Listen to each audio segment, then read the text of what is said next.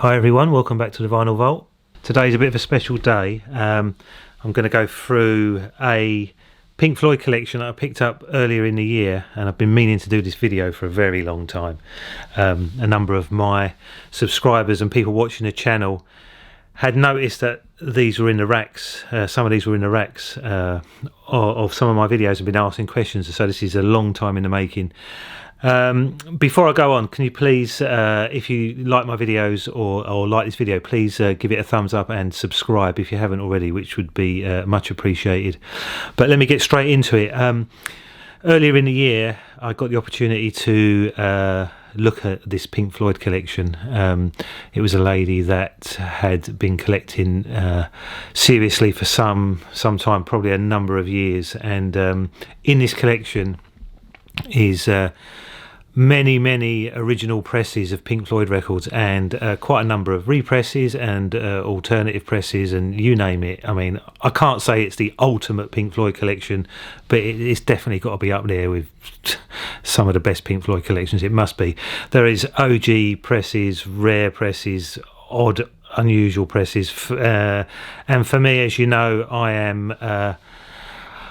am not that knowledgeable in depth on any of these classic artists, because I didn't grow up listening to this music, but I've got into all sorts of music, got a bit more of a eclectic taste these days, and I'm starting to appreciate records that I was never into. So as I always say, don't give me a hard time if I pronounce something wrong or don't know the album name or title. I am learning, and I'm sharing my journey with you guys. And I know there are a lot of Pink Floyd collectors and people following my channel, so yeah, just help me out if you know something I don't. Let's share this information that we have across the community. So yeah, the collection, I don't know how many records there were, but I did pay 5k for this. Some people may say I paid too much, some people may say I got a bargain, but the reason I paid the money, I mean, it was the asking price anyway, so I couldn't really do anything about it. I didn't want it to let it slip through my hands, because, you know, there's so much I wanted to get my hands on, want to listen to these records, learn about these records. The little bit that I do know with regard to, you know, like the Dark Side of the Moon, like there's a solid blue triangle in there, so original first press, I think you call it A2, B2 or something like that, matrix numbers, that's in there, and I think there's some other rare presses in here. So, you know, maybe I pay too much, who knows, I don't know, but I'm just going to give you a quick overview today. This needs to go over a number of videos. I need to go in depth, and there's loads for me to learn, loads for me to share, and loads of information and probably pressings that you guys will be interested to find out about. But I'm just going to give you a quick overview today. So there are multiple copies of Dark Side of the Moon. I mean, there are multiples. The lady was collecting all sorts of variants, you know, different, you know, early presses, but with different matrix stampers and stuff like that. So they're, you know, I can't say they're all here, but there are multiple pressings. Look, Dark Side of the Moon. So most of these, there's a few reissues, but most of these are original pressings with slight variations on the matrix numbers and stuff like that. As I say, there's definitely an original first press blue triangle in there, and again the same goes for these other titles.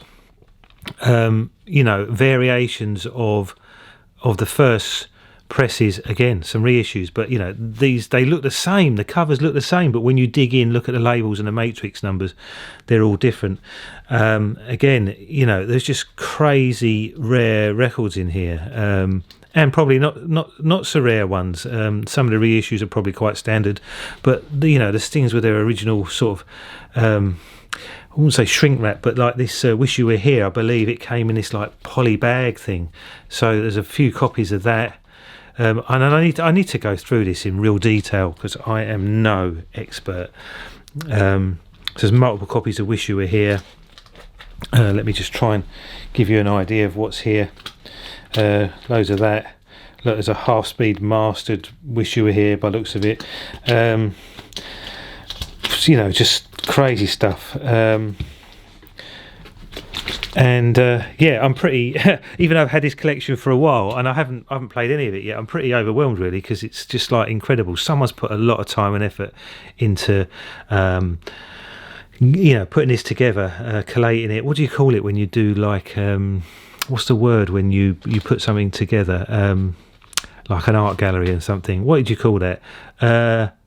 Curate it. It's like a curated collection, and it's just mind blowing. And most stuff in here is like really good condition. So, it was put together with a lot of love. I mean, this lady was an absolute massive Pink Floyd fan, as you can see. Like, everything's still in a shrink wrap.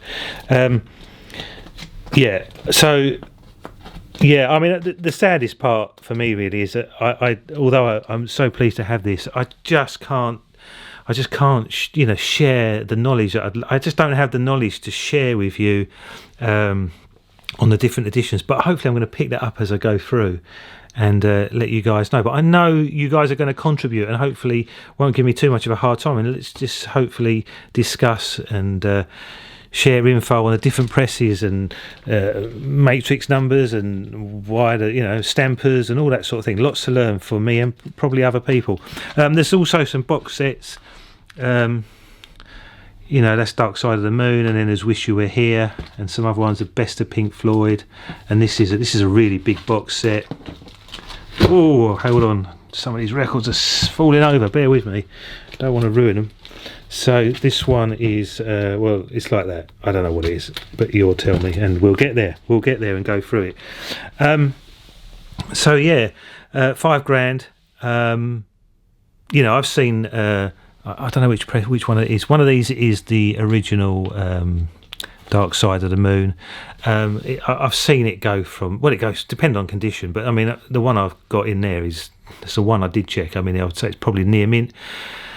These things I've seen them go for, I don't know, around $3,000. So if it's anywhere near that, then the collection probably works out to be value for money.